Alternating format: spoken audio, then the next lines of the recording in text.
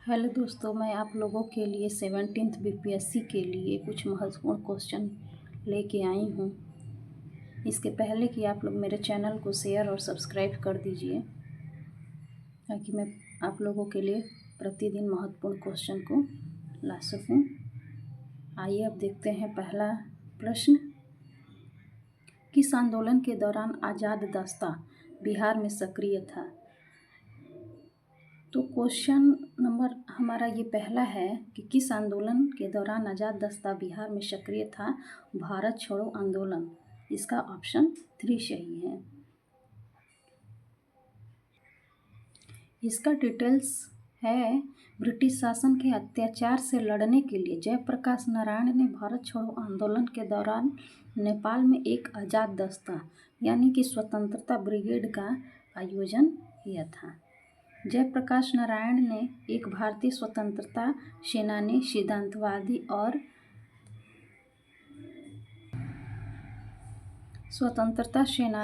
सिद्धांतवादी और समाजवादी थे। उन्हें जेपी या लोकनायक के नाम से जाना जाता है। उन्हें भारत छोड़ो आंदोलन के नायक के रूप में जाना जाता है और उन्हें प्रधानमंत्री इंदिरा गांधी के खिलाफ 1970 के दशक के मध्य विपक्ष का नेतृत्व करने, जिसके लिए उन्होंने संपूर्ण क्रांति का नारा दिया था, के लिए याद किया जाता है। यानी कि ये जो जयप्रकाश नारायण हैं, इसी आंदोलन भारत छोड़ो आंदोलन का ये नायक कहे जाते हैं और उन्हें जो प्रधानमंत्री इंदिरा गांधी के खिलाफ 1970 में ये जो विपक्षी नेतृत्व के लिए उन्हें क्या कहा जाता है, संपूर्ण क्रांति का नारा दिया था, जिसके लिए ये याद किए जाते हैं। अब थोड़ा इससे संबंधित हम और क्वेश्चन देख लेते हैं सौनीय अवज्ञा आंदोलन से। यह सौनीय अवज्ञा आंदोलन जो है 1930 में शुरू किया गया था। इसे दूसरा प्रमुख गांधीवादी जन आंदोलन माना जाता है, जिसे लोकप्रिय रूप से नमक सत्याग्रह के नाम से जाना जाता है, जिसने 1990 के दशक की शुरू किए गए असहयोग आंदोलन की तुलना में साम्राज्यवाद विरोधी संघर्ष की सामाजिक पहुंच को व्यापक बनाने में एक विशिष्ट प्रगति की। और असहयोग आंदोलन के भी बारे में देख लेते हैं। ये असहयोग आंदोलन हमारा 1920 सितंबर में चला था और फरवरी 1922 तक। महात्मा गांधी और भारतीय राष्ट्रीय कांग्रेस के नेतृत्व में असहयोग आंदोलन को भारतीय स्वतंत्रता आंदोलन में एक नई जागृति का प्रतीक माना गया। यह पहला राष्ट्रव्यापी जन आंदोलन था जो अहिंसक तरीकों से भारत में ब्रिटिश साम्राज्य का विरोध करने के लिए शुरू किया गया था। और इससे संबंधित एक हमारा और आंदोलन है चंपारण सत्याग्रह। चंपारण सत्याग्रह 19 अप्रैल 1917 में शुरू किया गया था। यह गांधी जी का क्या था, पहला सत्याग्रह आंदोलन था और बिहार में नील की फसल के उत्पादन के खिलाफ यह क्या था, एक किसान का विद्रोह था। अब अगला क्वेश्चन देखेंगे कि बिहार के किस जिले को सिल्क सिटी के नाम से जाना जाता है। यह सबको पता होगा ये कि भागलपुर, इसका आंसर सही होगा। भागलपुर को सिल्क सिटी के नाम से जाना जाता है। इस क्वेश्चन से संबंधित की पॉइंट को कुछ देख लेते हैं। बिहार में कुल बुनकरों की संख्या 90,000 से अधिक है। भागलपुर प्रमुख सिल्क सिटी के नाम से जाना जाता है। और गया भी देख लेंगे तो ये एक अन्य प्रमुख बुनाई केंद्र में लगभग 80,000 बुनकर हैं। भागलपुर, गया, नालंदा, दरभंगा, मधुबनी, सीवान, पटना जिले में मजबूत पारंपरिक हथकरघा समूह है। बाकी और इससे संबंधित ठीक है इतना जानकारी।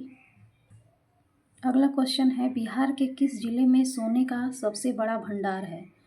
तो हमारा ऑप्शन ए सही है, जमुई।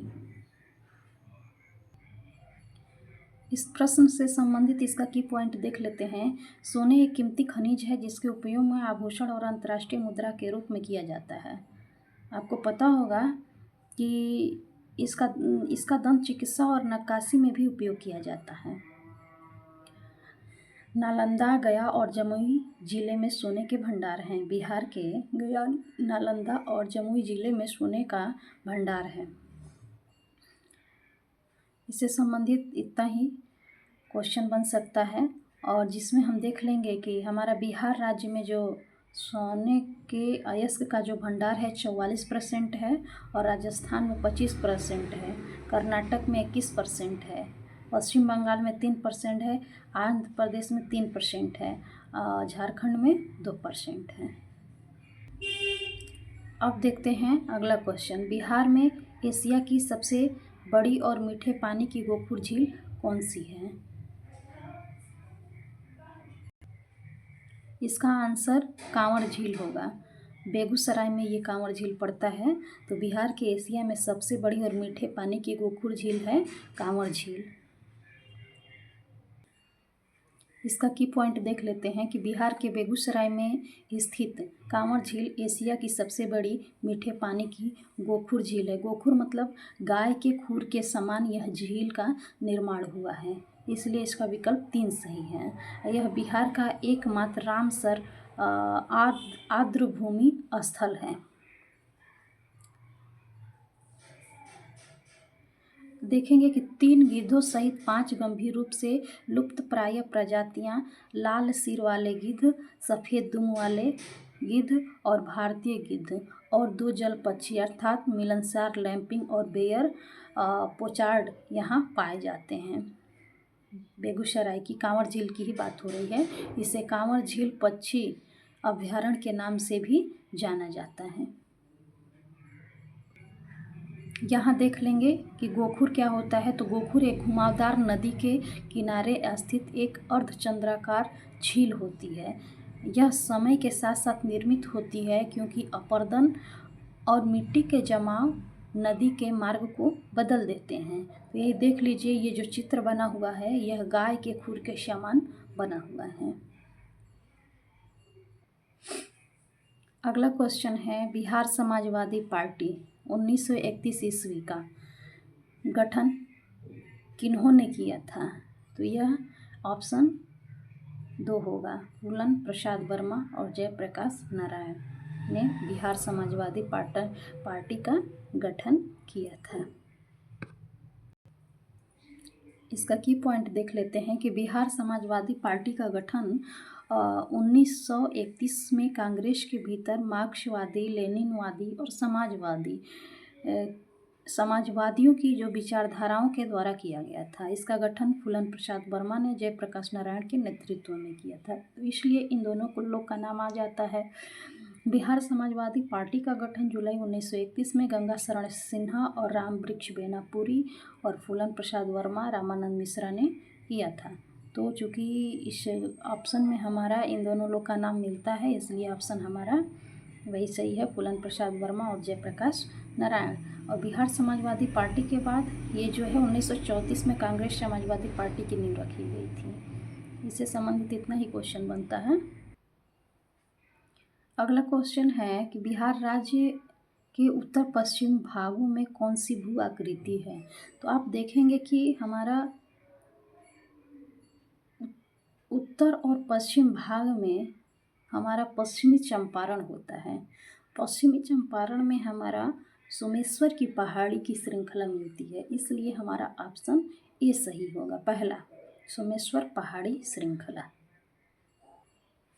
इससे संबंधित हम की पॉइंट देख लेंगे। सोमेश्वर पहाड़ी श्रृंखला की भू आकृति बिहार राज्य के उत्तर पश्चिम भागों में व्याप्त है। सोमेश्वर पहाड़ी की श्रृंखला के बारे में देखेंगे कि इस रेजिन में पहाड़ियों और घाटियों की एक अलग श्रेणी शामिल है। सही उत्तर पश्चिम से दक्षिण दिशा में नेपाल सीमा के समांतर है।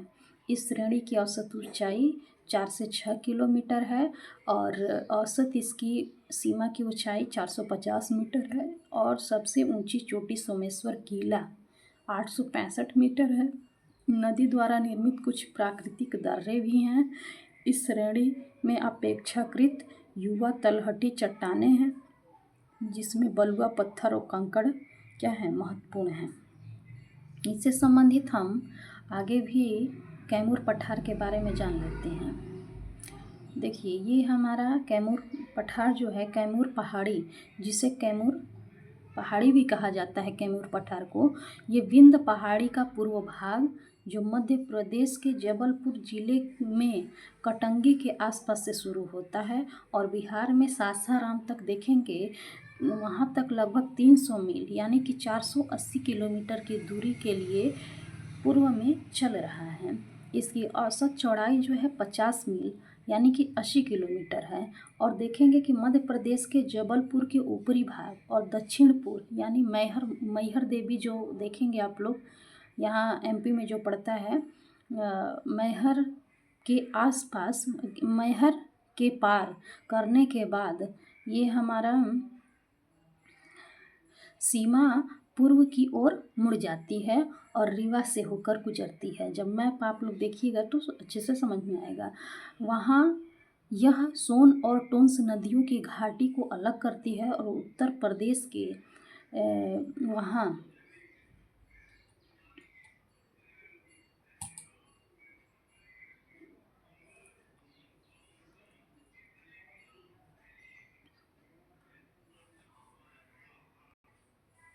यहाँ देखेंगे कि उत्तर प्रदेश के मिर्ज़ापुर ज़िले और पश्चिम बंगाल के शाहाबाद ज़िले में ये जारी है। मध्य प्रदेश की श्रेणी का एक विशिष्ट दांतेदार रूप है जिसमें कायांतरित चट्टान और उखड़ी हुई चट्टानें हैं। चट्टानें की एक निचली श्रृंखला जहां चिन्हित होने के कारण यह सीमा लगभग स्थानों पर गायब हो जाती है और यह कभी भी मैदान से कुछ हजार फीट से अधिक ऊपर नहीं उठती। अब रोहतास में देखेंगे कि रोहतास का खंडहर किला इन पहाड़ियों में ही स्थित है और पुरातात्विक अन्वेषणों ने बिहार की गुफाओं और आश्रय क्षेत्रों में अच्छी तरह से संरक्षित प्रागैतिहासिक राग कला और चित्रों का उजागर किया है। अगला क्वेश्चन देखेंगे कि बिहार में पहला कांग्रेस सत्र कहाँ आयोजित किया गया था। तो यह कांग्रेस का जो सत्र चला था ये पटना में चला था, तो इसलिए हमारा ऑप्शन ए सही होता है।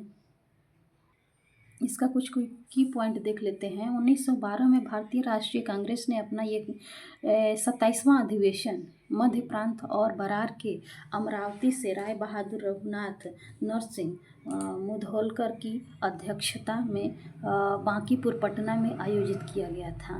भारतीय राष्ट्रीय कांग्रेस की स्थापना 1885 में हुई थी। 1885 में पार्टी की नींव रखने के बाद ये हमारे WC बनर्जी क्या बने थे, इसके पहले अध्यक्ष बने थे। ये पहला सत्र की अध्यक्षता WC बनर्जी ने ही 1885 में मुंबई में ही किया था। गोकुलदास तेजपाल संस्कृत विश्वविद्यालय था, उसी में ये हुआ था। अब देखेंगे कि INC के पहले सत्र के समय लॉर्ड डफरिन वायसराय था। दूसरे सत्र की अध्यक्षता जो है जब 1986 में हुई, कलकत्ता में हुई थी, इसकी अध्यक्षता दादा भाई नौरोजी ने किया था। और 1907 में सूरत अधिवेशन में नरमपंथी और चरमपंथी के बीच का विभाजन ये राम बिहारी घोष की अध्यक्षता में हुआ था, यानी कि उस समय ये हमारा विभाजन हो गया था। तो आप इसे भी याद कर सकते हैं कि सात से सूरत यानी कि उनकी सूरत ही बदल गई थी। कृपया ध्यान दें कि सोनिया गांधी, अगला है पॉइंट कि कृपया ध्यान दें कि सोनिया गांधी 1998 से 2017 तक 19 वर्षों तक कार्यालय में रहने वाली कांग्रेस पार्टी की सबसे लंबे समय तक सेवा करने वाली अध्यक्ष है। ये तो सही बात है। अगला क्वेश्चन है कि बुधू भगत के अधीन 1831 का कोल विद्रोह निम्नलिखित में से किस क्षेत्र में हुआ था। तो ये सिंहभूम में हुआ था। इसका ऑप्शन 2 सही है। इसका की पॉइंट देख लेते हैं कि कोल विद्रोह 1829 से 39 यानी 10 वर्ष छोटा नागपुर क्षेत्र के कोल लोगों द्वारा एक स्वदेशी विद्रोह था। कोल विद्रोही कुल जो थे बुधु भगत, मदरा महतो, जोया भगत और अन्य नेतृत्व में थे। विद्रोही आदिवासियों को विभिन्न इतिहास लेखन द्वारा डाकुओं के रूप में माना जाता है। 1832 में आदिवासी कोल विद्रोहियों और सशस्त्र बलों के बीच झड़पें हुई। अब देखेंगे कि बुधु भगत जो है 1832 में लरका विद्रोह के नेता भी थे। बुधु भगत हलधर और गिरधर दो बेटे ब्रिटिश सेना से लड़ते हुए मारे गए।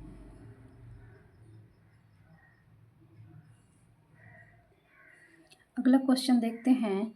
अगला क्वेश्चन है निम्नलिखित में से किस जिले में बिहार का एकमात्र राष्ट्रीय उद्यान है। तो एकमात्र राष्ट्रीय उद्यान हमारा पश्चिमी चंपारण में है, बिहार के पश्चिमी चंपारण में। ये हमारा ऑप्शन तीसरा सही है। इसका की पॉइंट देखते हैं। राष्ट्रीय उद्यान एक ऐसा क्षेत्र है जो वन्य जीव और जैव विविधता की बेहतरी के लिए एक शक्ति से आरक्षित है, जहां विकास, वानिकी, अवैध शिकार और खेती पर चारागाह जैसी गतिविधियों की अनुमति नहीं होती। बिहार में केवल एक राष्ट्रीय उद्यान और 12 वन्य जीव अभयारण्य हैं। ये जो है हमारा पश्चिमी चंपारण राष्ट्रीय उद्यान का नाम है वाल्मीकि राष्ट्रीय उद्यान। VTR-1 ये जो है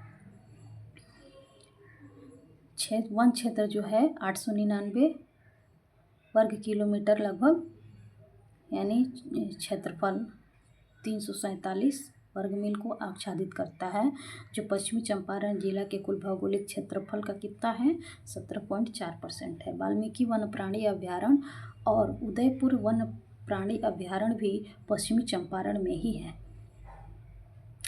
पंत वन्य प्राणी अभयारण्य ये कहाँ है, नालंदा जिले में है।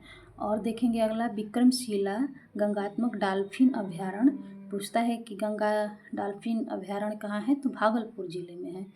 बिहार के अन्य हैं वन जीव अभयारण्य, नकटी डैम वन है, फिर नंगी डैम वन जीव अभयारण्य है, कुशेश्वर स्थान है, बरैला झील है, अली पक्षी वन्य जीव अभयारण्य है, भीम बांध है, गौतम बुद्ध है और कांवर जेल, ये हमारे वन जीव अभयारण्य हैं जो महत्वपूर्ण है।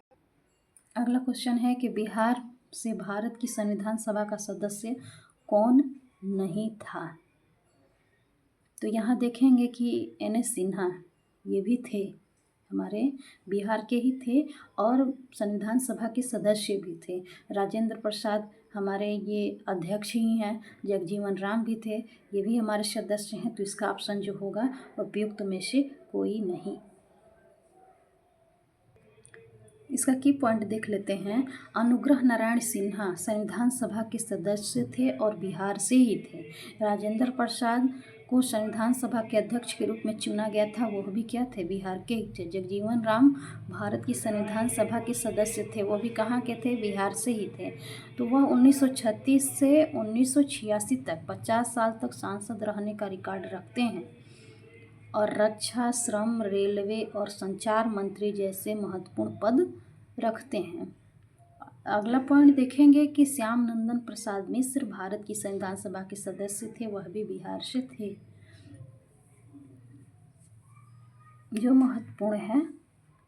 ये देखेंगे कि हमारा कुछ एडिशनल मतलब अलग से इंफॉर्मेशन है, जो उसे भी हम देख लेते हैं कि 9 दिसंबर 1946 को नई दिल्ली में पहली बार संविधान सभा की बैठक हुई और दिसंबर 1947 तक विधानसभा में 299 सदस्य थे। 12 प्रांतों से चुने गए 229 सदस्य और 29 रियासतों से और 70 सदस्य जो थे नामांकित थे। डॉक्टर भीमराव अंबेडकर भारत के संविधान के प्रमुख वास्तुकार हैं। संविधान सभा ने स्वतंत्र भारत के लिए संविधान के प्रारूपण के अपने ऐतिहासिक कार्य को पूरा करने में लगभग 3 वर्ष का समय लिया। 26 नवंबर को संविधान सभा ने भारत के संविधान को अपनाया और 26 जनवरी 1950 को लागू हुआ, जो इससे संबंधित जानकारी थी। अगला क्वेश्चन है कि बिहार का अधिकांश क्षेत्र इसके अंतर्गत आता है। इसमें देखेंगे हमारा जलोढ़ मृदा जो देखेंगे कि बिहार क्षेत्र में सबसे अधिक मिलता है, तो ऑप्शन 2 सही हो जाएगा।